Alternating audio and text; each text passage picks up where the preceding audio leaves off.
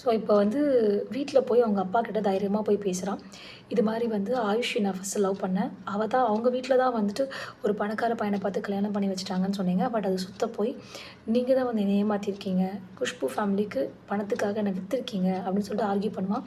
அவங்க அப்பா ஆர்கியூ பண்ணி பார்ப்பாரு. இல்லை முடியவே முடியாது, நான் இந்த பொண்ணை தான் கல்யாணம் பண்ணிக்க போகிறேன் அப்படின்ட்டு உள்ளே போயிடுவான். அவங்க அம்மா வருவாங்க. அவங்க அம்மா வந்து ஒரு டீ போட்டு கொடுப்பாங்க. இது குடி, நான் பேசுகிறேன் அப்படின்னு சொல்லுவாங்க. ஆனால் அது குடித்தோடனே அவனுக்கு வந்து மயக்கமாக வரும். மயங்கி விழுந்துருவான். அந்த மயங்கி விழுந்தோடனே அவங்க அப்பா என்ன பிளான் வச்சுருப்பாரு அப்படின்னா, இன்னும் 15 நாள் தான் இருக்குது, இந்த பையனை மயக்கத்திலே வச்சுருந்து கல்யாணம் ஆன நாள் அன்றைக்கி அந்த பையனை வந்து அவர் கழுத்து தாலி கட்ட சொல்லிவிட்டு இவனை வந்து நம்ம எப்படியாவது கல்யாணம் பண்ணி வச்சுக்கணும் அப்படின்னு சொல்லுவார். இல்லைன்னா அவன் தப்பிச்சிடுவான். இவன் நினைக்கிறதா இவன் பண்ணணும்னு நினைக்கிறான் அப்படின்னு யோசிப்பார். ரொம்ப கிரிமினலாக யோசிப்பார்.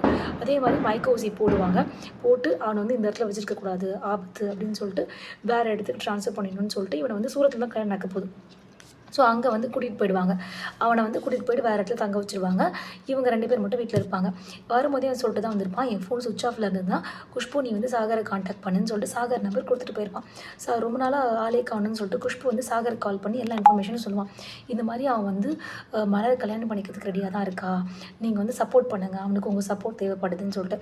இதுக்கு நடுவில் என்ன ஆகும் அப்படின்னா, மலர் வந்து இது நமக்கு லைஃபே இல்லைன்னு சொல்லிட்டு போயிட்டு சூசைட் பண்ணலான்னு சொல்லிட்டு டிசைட் பண்ணி குதிக்கலான்னு போவா. ஆனால் சாகர் வந்து காப்பாற்றி அவனை ஹாஸ்பிட்டலில் வச்சுருப்பாங்க.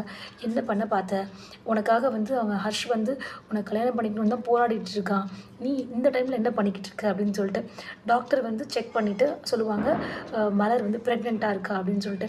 இல்லை, இதுக்கப்புறம் தப்பு பண்ண மாட்டேன், எனக்கு இப்போ ஒரு புது ஹோப் வந்திருக்கு, அவனும் வந்து அவனுக்காக நான் சப்போர்ட் பண்ண போகிறேன், என்னோடய ஹெல்ப் அவனுக்கு தேவைப்படுதுன்றது நான் புரியாமல் போயிடுச்சு அப்படின்னு சொல்லுவாள். குஷ்பு கிட்டே பேசுவாள். குஷ்பு வந்து நான் உங்களுக்காக சப்போர்ட் பண்ணுறேன், நீங்கள் ஒன்று பண்ணுங்கள், அவன் எங்கே இருக்கான்னு தெரியல அப்படின்னா நீங்கள் எல்லோரும் கிளம்பி சூரத்துக்கு வந்துடுங்க, நம்ம ஒரு பிளான் பண்ணலாம், இங்கேருந்து கல்யாண மாப்பிள்ளையை இந்த திருமணத்துலேருந்து இங்கேருந்து கூட்டிகிட்டு போகிறதுக்கு நம்ம பிளான் பண்ணலாம், ஏன்னா வேறு ஆப்ஷனே இல்லை, அவன் எங்கே இருக்கான்னு தெரியல அப்படின்ட்டு.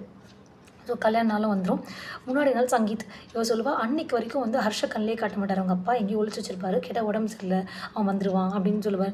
இவள் வந்து யோசிப்பா, சங்கீத்தில் நான் டான்ஸ் ஆட போகிறேன், எனக்கு மாப்பிள்ளை வேணும், மாப்பிள்ளை இல்லாமல் என்னால் ஆடவே முடியாதுன்னு சொல்லிட்டு ஒரே போடுவாள் ஹர்ஷ அப்பா கிட்ட. என்ன பண்ணுறதுன்னு தெரியாமல், இப்போ அவன் வரலனா இந்த கல்யாணத்தை நிறுத்திடுவேன் அப்படின்னு சொல்லுவாள், இந்த கல்யாணம் எனக்கு வேண்டாம் அப்படின்னு கோவத்தில் சொல்லுவாள். அப்படி நல்லா நடிப்பா. ஆக்சுவலாக அவள் நடிக்கும்போது அவங்க அப்பா வந்து வேறு ஆப்ஷன் இல்லாமல் ஒய்ஃப் கிட்ட சொல்கிறாரு, போய் கூட்டிகிட்டு வா ஹர்ஷா. அதை பார்த்தோன்னே சாகர் பார்த்துட்டே இருப்பான். அவங்க கொஞ்சம் நகர்ந்து போனோன்னா அவங்க அம்மா கிட்ட வந்து, ஆண்டி நீங்கள் என்கிட்ட சாவி கொடுங்க, அவள் வந்து ரொம்ப சண்டை போட்டுக்கிட்டு இருக்கா, கல்யாண பொண்ணு குஷ்பு, நீங்கள் போய் என்னென்னு பாருங்கள், அங்கிள் ஒரு மாதிரி பேசுகிறா அப்படின்னு சொல்லிட்டு அவங்க அம்மா அவங்க அனுப்பிச்சி வச்சுட்டு இவன் போய் ஓப்பன் பண்ணி பார்ப்பாங்க. கதை ஹர்ஷை வந்து கட்டி போட்டு வச்சுருப்பாங்க. ஹர்ஷ் வந்து மயக்கமாக நிலைமையில் இருப்பான், அவன் நடக்கவே முடியாது. இவன் உடனே என்னென்னு யோசிக்கிறான்னு சொல்லிட்டு அடுத்த வீடியோவில் பார்க்கலாம்.